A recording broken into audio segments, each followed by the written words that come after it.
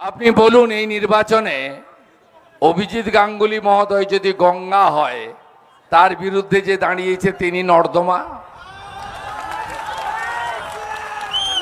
গঙ্গাতেই থাকা ভালো, নর্দমাতে গিয়ে নিজেকে ভাটাংশ, ঠিক কি বলেছে, কি ছিরি প্রার্থী ইনি যাবেন আমাদের এমপি হয়ে, ভাবা যায়? আগে অজন্তার হাওয়াই চটি পরতো, এখন অ্যাডিডাসের হাওয়াই চটি পরে আর লেবেলটা ব্লেড দিয়ে তুলে দেয়। আজকে একটা সভাতে দাসপুরে সেফটি পিন লাগিয়েছে জুতোতে সবার সামনে। এই নাট্যকার, এর বড় নাটক আমি নন্দীগ্রামে দেখেছিলাম। ভালো পায়ে ব্যান্ডেজ জড়িয়ে পা দেখিয়ে ঘুরছিল, গোটা রাজ্যকে টুপি পরিয়েছে। কি ভাষা বলছে, বাপ বেটা কোথায় ছিল? আরে মা বেটা কোথায় ছিলেন আপনারা? আপনার আলালের দুলাল 2011 সালে 21শে জুলাই দিল্লি থেকে নেমেছে, তার আগের লড়াইতে কোথায় ছিল? আর নন্দীগ্রামের ইতিহাস, তার উত্তর 21 সালে নন্দীগ্রামের জনগণ দিয়ে দিয়েছে, আবার 25 তারিখে দিয়ে দেবে। আপনারা আমাকে 4 সাল থেকে দেখছেন, আমার পরিবর্তন আছে? হাতে আংটি আছে, গলায় হার আছে, আমার কোন পরিবর্তন আছে? জুতো থেকে জামা। 4 সালে দেখেছেন, ক্ষমতা থাকা অবস্থায় দেখেছেন, ক্ষমতায় না থাকা অবস্থায় দেখেছেন। আর এই আলালের দুলাল বাপ বেটা, কি ভাষা! এটা নিম্ন বেধা। কালীঘাটের পুঁতিগন্ধময় নালায় জন্ম, যে যেখান থেকে উঠে আসে তার মানসিকতা তাই হয়। জঙ্গলের জানোয়ারকে চিড়িয়াখানায় আনলে জানোয়ার কখনো ভদ্র হয় না। আর আমরা মেদিনীপুরের লোক, আপনি গায়ের পান্তা খাওয়া লোককে অপমান করবেন? দিদি থেকে দিদিমা হতেন, নন্দীগ্রাম না হলে কোনোদিন মুখ্যমন্ত্রী হতে পারতেন না। আজকে আমি হলদিয়ার জনগণকে একটা কথাই বলতে এসেছি। গতকাল আকাশ রানী এসেছিলেন এখানে হেলিকপ্টার করে, উনি এবং উনার আলালের দুলাল তোলাবাজ ভাইপো, এরা হেলিকপ্টার ছাড়া চড়েন না। 1 মাস আগে ভাইপো এসেছিল গোল্ডেন রিট্রিটে। কলকাতা থেকে হলদিয়া আসতে গাড়িতে 2 ঘন্টা লাগে, কুকড়াহাটি ব্রিজ পেরিয়ে এলে 1.5 ঘন্টা লাগে, কুকড়াহাটি নদী পেরিয়ে এলে 1.5 ঘন্টা লাগে। এইটুকু আসার জন্য গোল্ডেন রিট্রিট হোটেলে 27 লক্ষ টাকা বিল হয়েছে। 4,500 পুলিশ, 147 জনের মিটিং। আমি নন্দীগ্রামে এই কয়লা চোর গরু পাচারকারী ভাইপো 22 তারিখে আসবে। আমি 23 তারিখে নন্দীগ্রামের তার উত্তরটা ধরে ধরে হলদিয়াতে যা বলে গেছে তার উত্তর আমি দিয়ে দেব। আমি শুধু মমতা ব্যানার্জির মিথ্যাচারের কতগুলো উদাহরণ দিয়ে আমার বক্তব্য শেষ করব। এক হচ্ছে, মমতা ব্যানার্জি 21-এর আগে বলেছিল ডবল ডবল চাকরি হবে, হ্যাঁ কি না বলুন? এখন ডবল ডবল চাকরি যাচ্ছে, হ্যাঁ কি না বলুন?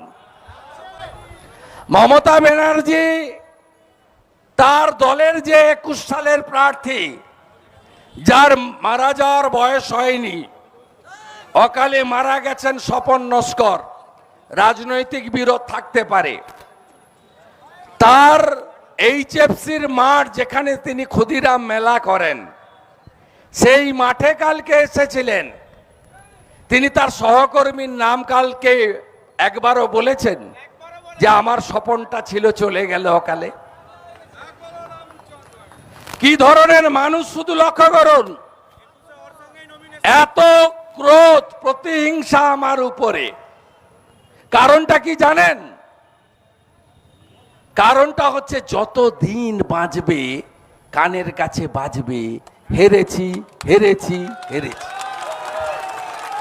1956 জ্বালা এ জ্বালা মেটার নয়। তারপরে ভেবেছিল যে সূর্যকান্ত মিশ্রকে 11 সালে সিপিএম এর বিরোধী দলনেতা বিমান বাবুকে ফিশ ফ্রাই খাইয়ে ভদ্রলোক সৎ মানুষ নবান্নতে ডেকে ফিশ ফ্রাই খাইয়ে ম্যানেজ করে নিয়েছিল। সূর্যবাবুর বউ শ্রীমতী উষা মিশ্র তার এনজিওর বিরুদ্ধে সিআইডি লাগিয়ে 3 বার ভবানী ভবনে ডেকে সূর্যবাবুকে ভয় দেখিয়ে দিয়েছিল, তুমি বাড়াবাড়ি করলে তোমার সহধর্মিনীকে জেলে যাব। সূর্যবাবু আর বিরোধিতা করেননি, সেটিং অপোজিশন ছিল। 16তে কংগ্রেস তাই, আর আমি তাপসীরা 70টা এমএলএ ওকে বিধানসভায় যা করি, পায়ে কাঁটা ফুললে যেমন লাফায় না, সেই কাণ্ড প্রত্যেক দিন বিধানসভায় উনি দেখতে পান আমাদের সামনে।